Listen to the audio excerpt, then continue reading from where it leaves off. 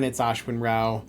Today's shoe ramble is going to feature a brand that I love, a shoe care product that I love, and some brushes that I love. Let's get into it. So the brand that I love, and I'm going to feature this on two shoes, is Hephaestus Shoemaker. Hephaestus Shoemaker is based out of Chi Minh City or Saigon, Vietnam, and is run by Tan Le, and also has a small group of craftsmen who work with Tan to execute some really lovely fashion-forward designs. He's probably best known for this split-toe derby. This is a shoe that is now essentially almost 3 years old. It's 2.5 years old, and you can see how high quality of a shoe this has turned out to be over that period of time. This is a shoe that's going to continue to live on. I care for my shoes using pure polish products. I know there's a number of options out there on how to care for your shoes. One thing I've seen with some of the other shoe care products, not pure polish, is that after a time when the shoe has been polished and waxed and kind of conditioned, you will occasionally see with repolishing, you might see some of the wax peeling off. I've never seen that with pure polish products, which uses natural, I believe, different types of oils derived from citrus fruits and other things like that. It has an orangey smell to it. But the bottom line is that they have several products, including their cream polish. They have a weather-resistant polish, which is kind of your cheat code. Do all everything at once while you're reconditioning your shoes and preventing potential water damage. And then they have their wax polishes. So this shoe has been maintained over several years now with a cream polish, a neutral cream polish, which I apply to the whole shoe every several months and brush into the shoe. And we'll talk about the brushes in a second. And then on the tip of the shoe, I use a wax polish and a high shine polish to get this nice shine and luster here. While I'm here, I wanted to point out the beautiful apron. I think that Hephaestus does one of the nicest aprons in the business at a level comparable with brands such as Antonio Macariello, Edward Green, and some of the others. Ichigo Ichi is another really fantastic maker who does a really nice hand-sewn apron. Winston Shoemaker also makes wonderful hand-sewn aprons, but Hephaestus is right up there with the quality of their work. And this is an espresso hatch grain, which is a chrome tan leather from the Annonay Tannery that I use to have this shoe made up. And this is a shoe made up on the main line from Hephaestus, just so you're aware. And the main line means that you have a more standard Goodyear welted finish, which is still done very cleanly.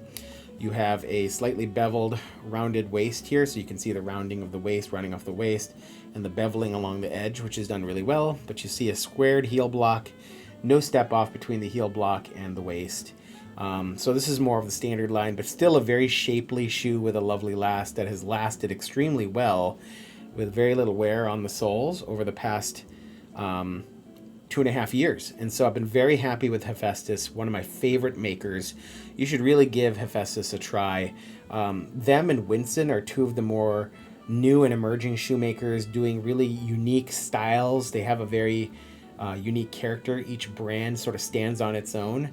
One of the issues I have with some of the newer brands is that they almost seem like they're copies of other makers, but both Hephaestus, who is a little bit more fashion forward, as demonstrated by like some of the contrast stitching, aggressive lasts, a little bit more stylish and youthful.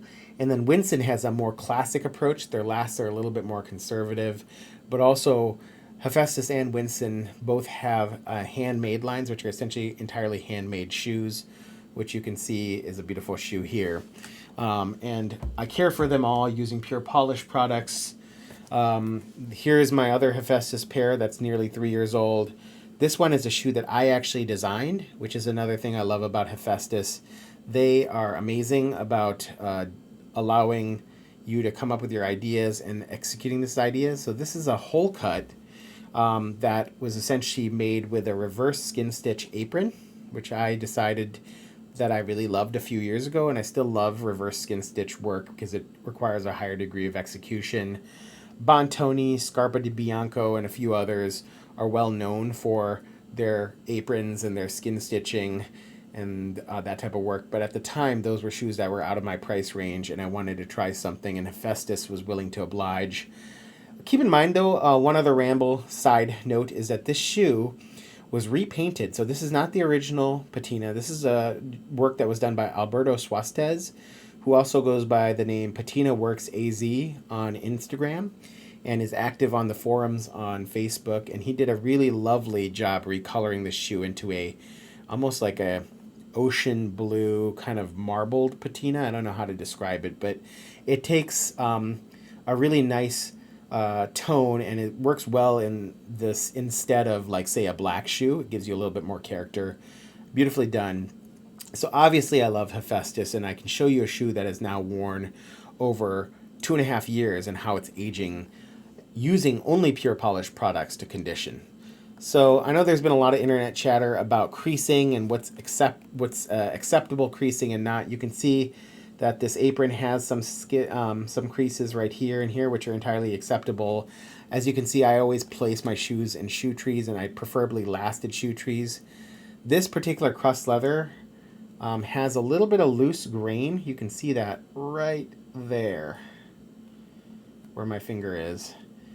So that's something that I would have liked to see a bit better. But overall, gosh, this is a 3-year-old shoe, worn regularly during that time, but properly cared for with shoe trees inserted and periodic conditioning with light applications of pure polish products gives you this really nice luster and shine. So the only other part of this ramble that I wanted to get into were shoe brushes.